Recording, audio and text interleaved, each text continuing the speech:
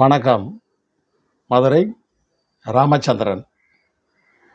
இப்போ அந்த காலத்தில் விருதுநகரில் கர்ம வீரர் காமராஜர் அவர்கள் தேர்தலில் போட்டியிட்டார், திமுகவை எதிர்த்து. அந்த வேளையில் ஒரு கல்லூரி மாணவரை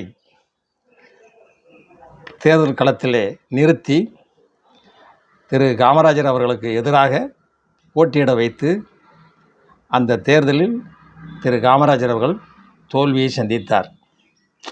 அவர் ஒரு கல்லூரி மாணவர்,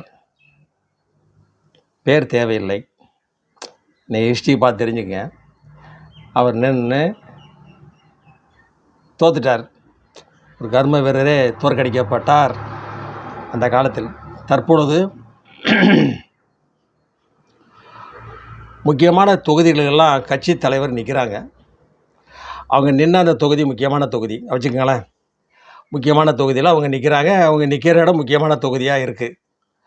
இவங்களை எதிர்த்து போட்டியிடுபவர்கள் சும்மா சாதாரண ஒரு ஆளாக இருந்தால் கூட போதும். சாதாரண பெரிய எதிரியாக ஒரு சரிசமமாக நிப்பாட்டணும் அப்படிங்கிற அவசியம் இல்லை. ஏன்னா ஜெயிக்கிறதும் தோற்கிறதும் வேட்பாளர் கையில் கிடையாது, கட்சி தலைவர் கையில் கிடையாது, மக்கள் கையில் தான் இருக்குது. அவங்க யாரை தேர்ந்தெடுக்கிறார்கள் என்பதை பொறுத்து தான் அந்த வெற்றி நிர்ணயம் செய்யப்படுகிறது. ஆகையால் தேர்தலில் சரிசமமாக நின்று பெயர் வாங்க வேண்டும் என்பவர்கள் நிற்கலாம்.